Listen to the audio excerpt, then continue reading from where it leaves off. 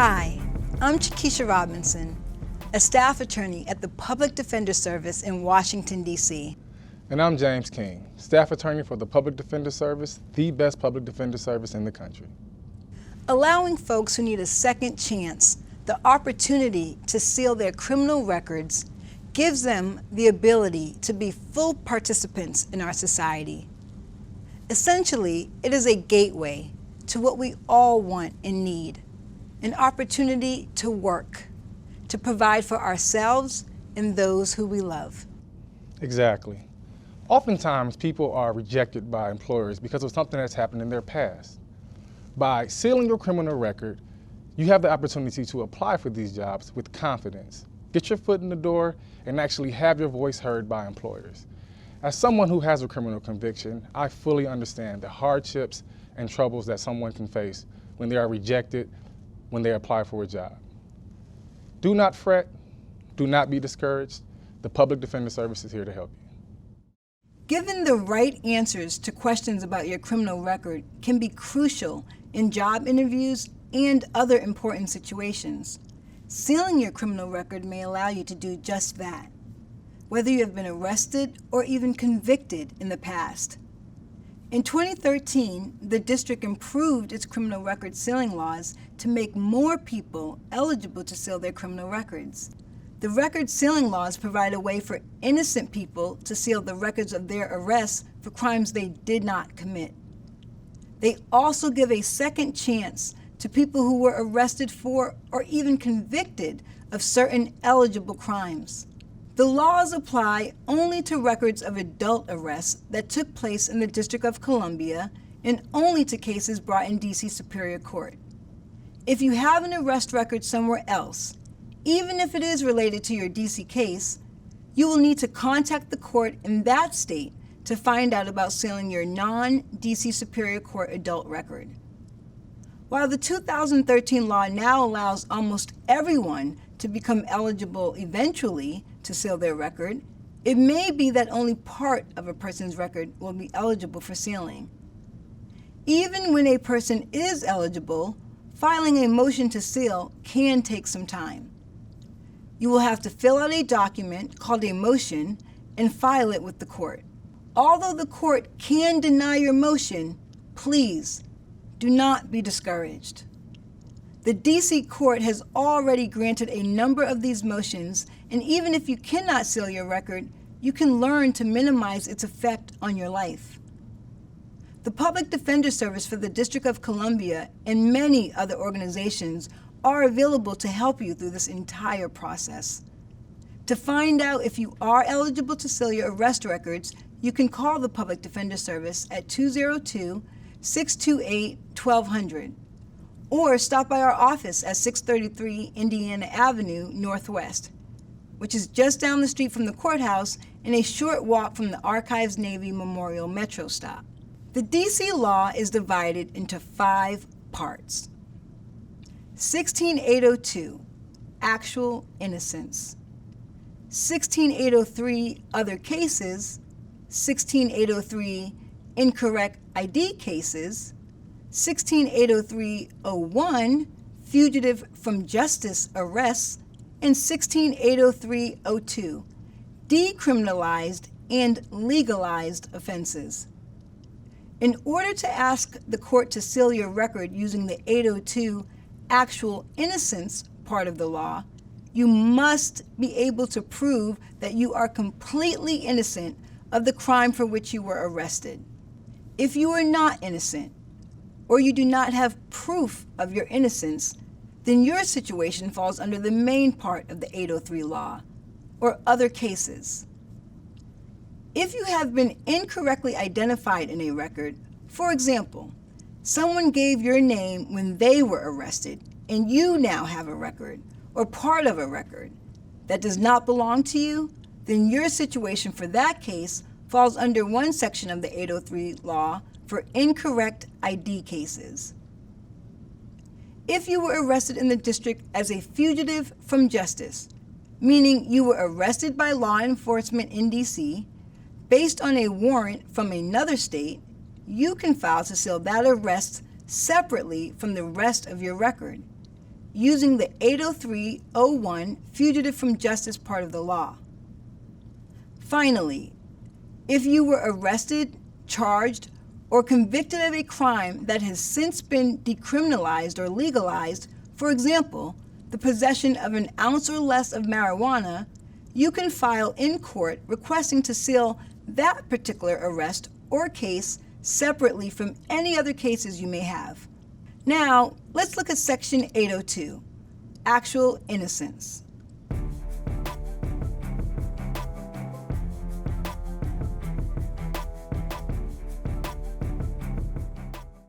The first requirement for filing to seal your record under Section 802 is that you cannot have been convicted in the specific case you are trying to seal. Now that means if you pled guilty or a judge or jury found you guilty, then you were convicted of that crime, and you cannot file under Section 802 unless that conviction is overturned, set aside, or diverted. If you were convicted, but you can prove that you were actually innocent, you must first ask the court to vacate that conviction before you can file to seal this record. This process is covered by a separate law and is not covered in this video. The second requirement for filing under Section 802 is being able to prove that you are actually innocent. For example, if you're arrested for driving a suspended license and you can actually prove that your license was valid at that time by presenting a document from the Department of Motor Vehicles, that means you have proof of your innocence and you can file to seal your record by using Section 802. If you meet these two requirements, 1, you were not convicted, and 2, you can prove your innocence, then you can file at any time to seal your arrest for that case, even if you have other cases on your record. Now here's a piece of advice. It is easier to prove your innocence if you file within 4 years of your case being ended, because the burden of proof and the amount of evidence you will need is less than it will be if you file 4 years after.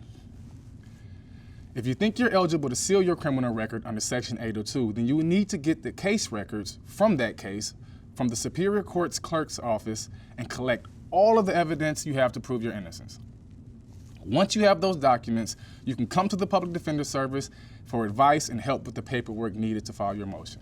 Now, let's remember, there are 2 requirements to seal your criminal record under Section 802. 1, you were not convicted in the specific case that you were trying to seal. 2, you can prove you are actually innocent. And do not forget that it is always in your best interest to file within 4 years of when your case is ended. As always, don't be discouraged if you do not meet the requirements for Section 802 Actual Innocence. It's not the end of the world. You may still be able to file to seal your criminal record under Section 803 Other Cases. Let's take a look at some of those requirements.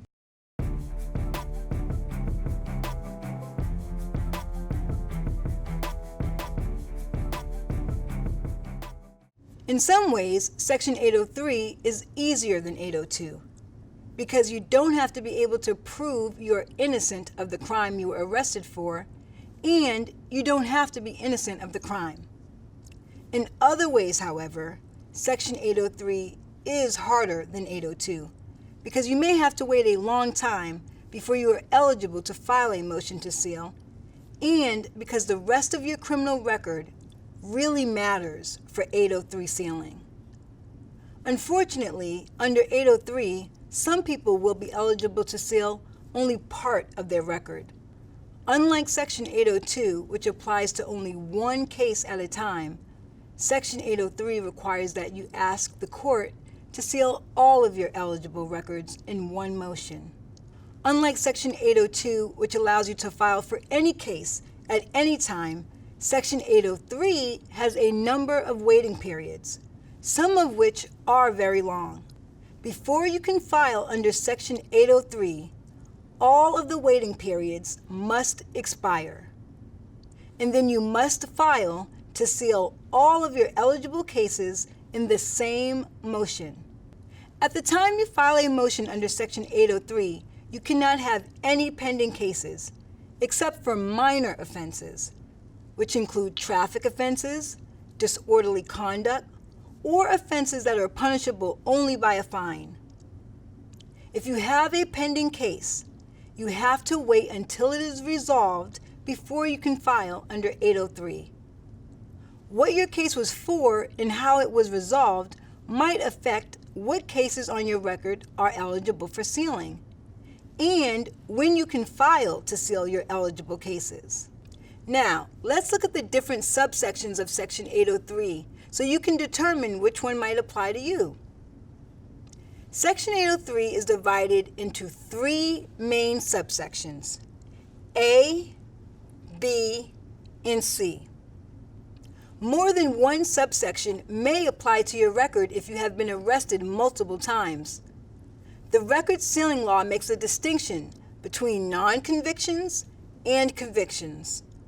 Subsection A applies to non-convictions, which we will now discuss. A non-conviction is an arrest or case that did not result in a conviction. This includes what we call a no-papered case, or a case that got dismissed before trial. Also, a diversion case, or a case that went to trial and ended with a not guilty verdict. A Youth Act conviction that has officially been set aside by a judge is also considered a non-conviction for purposes of criminal record sealing. All charges, even murder, as long as they do not result in a conviction, are eventually eligible for sealing after a waiting period. The waiting period for sealing your non-conviction arrest or charge will depend on whether the nature of your arrest or charge is considered an eligible misdemeanor.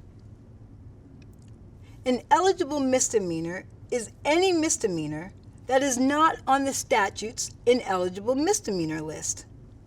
Ineligible misdemeanors include sex offenses, most domestic violence offenses, drunk driving, and offenses involving dishonesty, such as credit card fraud, welfare fraud, and identity theft.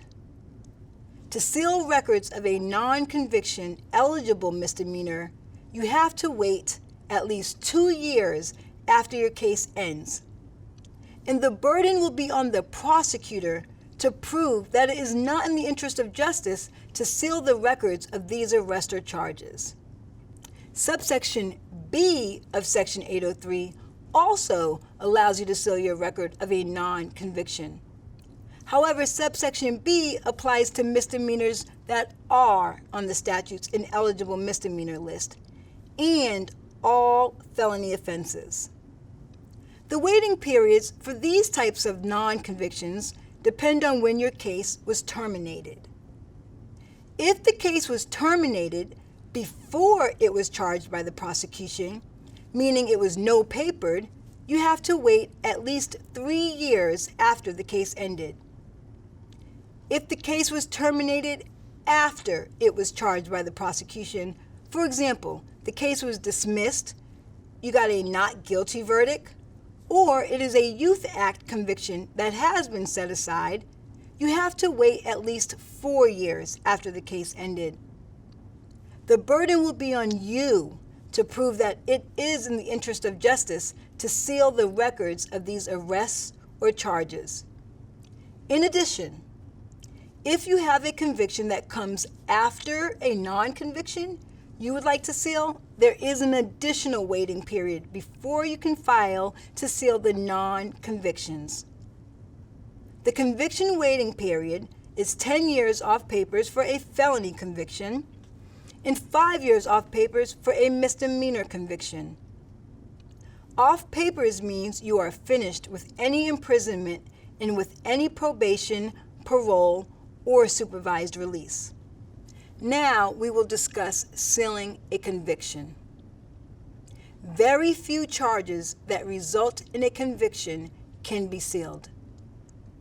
Subsection C of Section 803 allows you to seal cases if you've been convicted of an eligible misdemeanor. If your conviction is not on the list of ineligible misdemeanors, then it is eligible for sealing. The only felony conviction that is eligible for sealing is felony failure to appear, sometimes also called a felony BRA, or Bail Reform Act. No other felony convictions can be sealed. To seal an eligible conviction, you must wait at least 8 years after you go off papers. The burden will be on you to prove by clear and convincing evidence that it is in the interests of justice to seal your record. If you have more than one case that resulted in an eligible conviction, you can only seal one, the most recent one. Remember, subsection A applies if you have an arrest but not a conviction for an eligible misdemeanor. Subsection B applies if you were arrested but not convicted for any other kind of offense. Subsection C applies if you were convicted of an eligible misdemeanor or felony failure to appear. If any of these situations apply to you, the Public Defender Service can offer valuable advice and assistance. Different subsections and different waiting periods may apply to different parts of your record. But under Section 803, you have to file to seal all of your eligible cases at one time. Yes, how this law works is complicated, but you don't have to learn or memorize all of these requirements. That is why the Public Defender Service is available to help you determine when you will be eligible to seal your record and what part of your record will eventually be eligible for sealing. The Public Defender Service also has blank motions free of charge that you can fill out and file in court. Just call us at 202-628-1200.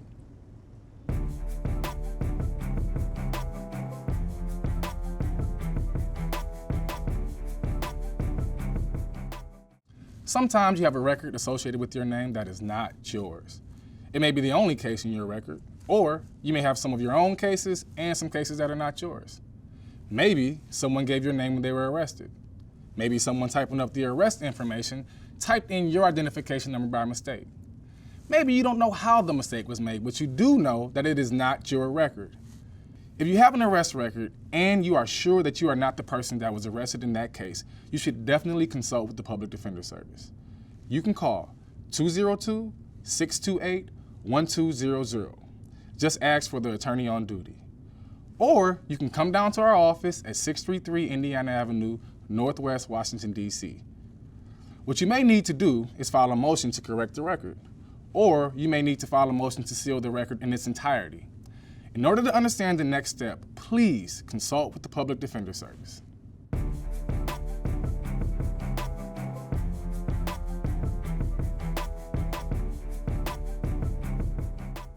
If you are arrested as a fugitive, this means that there was a warrant from another jurisdiction for your arrest, and you were arrested in the District of Columbia on that warrant. There is a specific sealing provision just for this type of arrest. For the other types of sealing motions, it is up to the judge to decide whether or not to grant the motion and order your record sealed.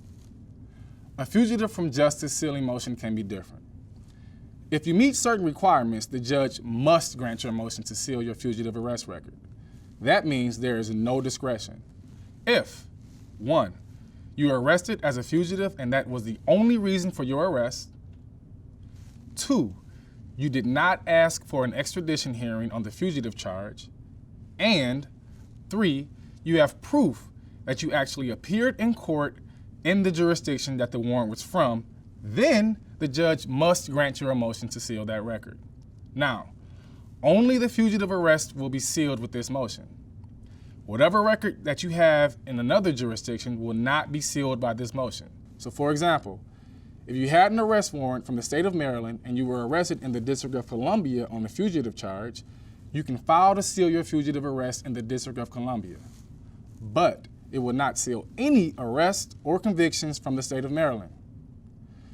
To do that, you will need to go to that jurisdiction to see what its sealing laws are and whether or not your case is eligible for sealing. If you cannot meet all of the requirements for your mandatory sealing, you can still file a motion to seal your fugitive charge, but it will be up to the judge to decide whether or not to grant that motion.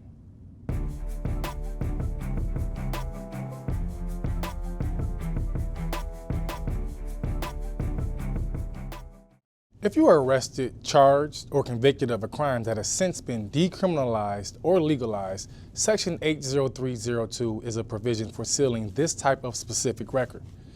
An example of a decriminalized or legalized offense is simple possession of marijuana. If your case meets certain criteria, the judge must grant your sealing motion. If, when you were arrested for the now decriminalized offense, it was the only offense that you were arrested for, and it was the only offense charged out of that arrest, then you can file to have that arrest sealed under 80302, and the court must grant your motion. If, however, the prosecutor can show that the conduct that led to your arrest or charge or conviction was not decriminalized, then your case will not be sealed under this provision. So for example, if the only charge that happened from this one arrest was simple possession of marijuana, that was the only offense you were arrested for, and if you were charged, possession of marijuana was the only charge, and if you were convicted, possession of marijuana was the only conviction, then the court must grant your motion to seal that arrest.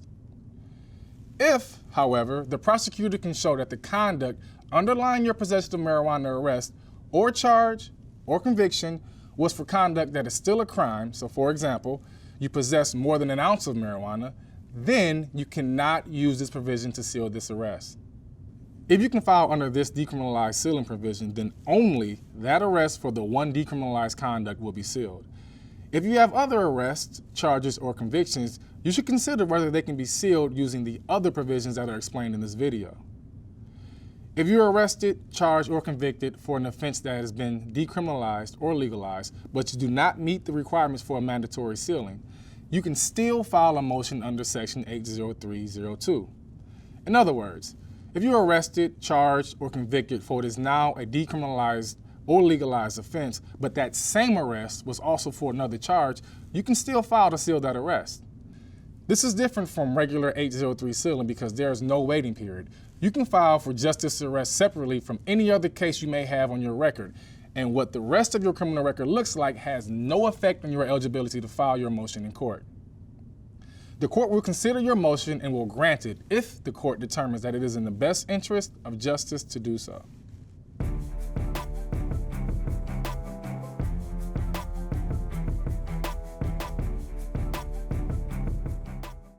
Now that you know which section may apply to your case, let's look at some of the possible outcomes.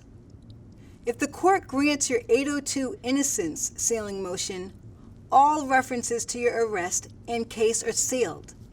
Not even the police or prosecutors can see the record unless a court orders that they can. If the court grants your 803 other cases sealing motion, all references to your arrest and cases are sealed from the public, but law enforcement and certain entities, such as schools and daycare centers and certain licensing agencies, will still have access.